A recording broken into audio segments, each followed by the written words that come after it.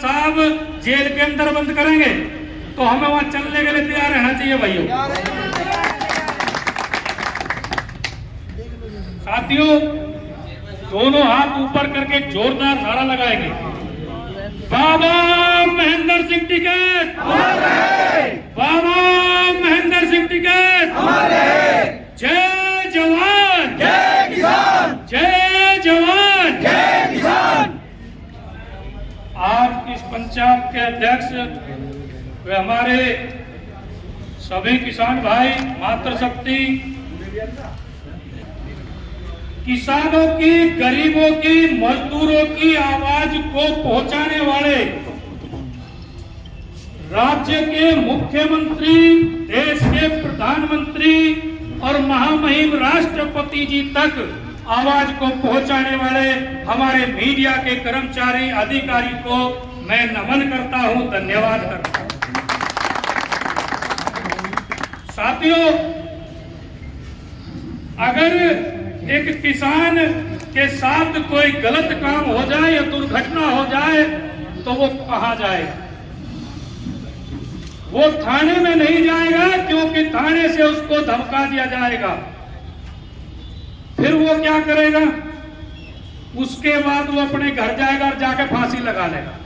इससे बढ़ के और चारा कुछ नहीं रहा, क्योंकि जब थाने में ही कोतवाल साहब नहीं सुनेंगे तो बेचारा किसान क्या करेगा? क्योंकि जब किसान के पुत्र पैदा होता है तो वो पुत्र से कहता है कि बेटा मेहनत कर और जाकर के एक जवान बनना, क्योंकि जवान ही हमारे देश की रक्षा करता है।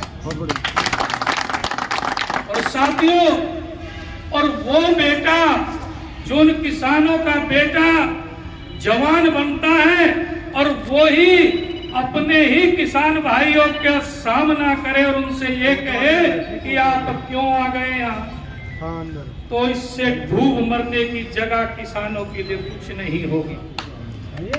साथियों,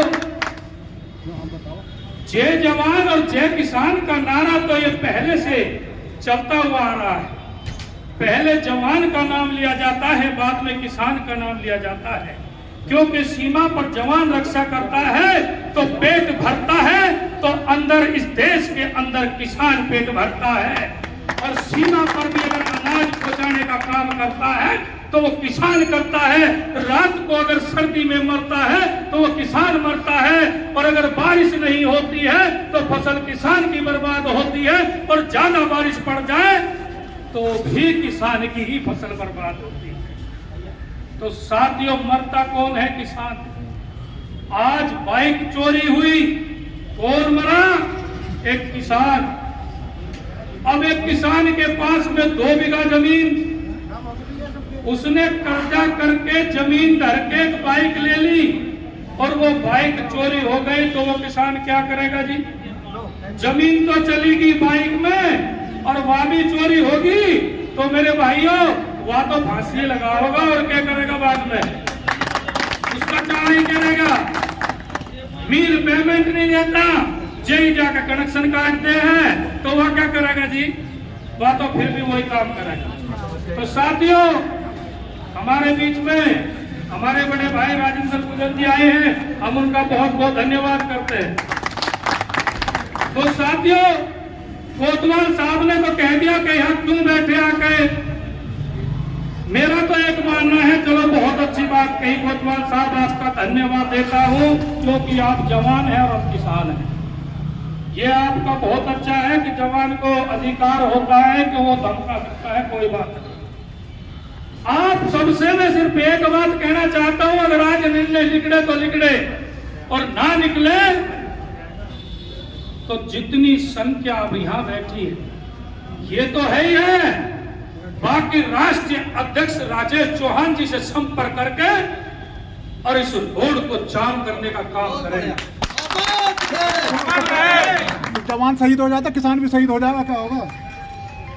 अध्यक्ष जी, आपने बहुत अच्छी बात कही। जब जवान शहीद होगा तो किसान को कोई दिक्कत नहीं है, किसान भी शहीद हो जाएगा, कोई प्रॉब्लम नहीं है शहीद होने में, क्योंकि शहीद होने के बाद 4 चांद लग जाते हैं, तो किसान पर भी वो 4 चांद लग जाएंगे जो हमारे जवानों पर लग जाते हैं। हम किसानों की तो एक ऐसी मांग है, इन संगठनों की तो एक ऐसी मांग है कि अगर सीमा पर जवान शहीद हो जाए तो 5 करोड़ रुपए, और कोई छोटा उससे और छोटा शहीद हो जाए तो 3 करोड़ रुपए। हम तो मांग ही करते हैं, तो फिर हमसे क्यों लड़ते हैं हमारे जवानों, हमको क्यों धमकाते हैं? हम अपनी मांग के लिए बैठे हैं, कोई हम बेईमान नहीं है, कोई रिश्वतखोर नहीं है। हमें तो हमारी बाइक बता दीजिए कि मिलेगी या नहीं मिलेगी, नहीं मिलेगी तो बता दीजिए, मिलेगी तो बता दीजिए, लेकिन इस तरीके की असभ्य भाषा का प्रयोग किसान भाइयों से मत करिए। तो साथियों, मैं तो इतना ही बात कहना चाहूंगा कि जो बैठ चुके हैं तो कुछ निर्णय कर ही उठना है, उससे पहले घर नहीं जाना है किसी को। तो साथियों, एक जोरदार नारा लगाएंगे ताकि ये आवाज बाहर तक भी पहुंच जाए कि हाँ भाई आज कोतवाली में बैठे हुए हैं किसान।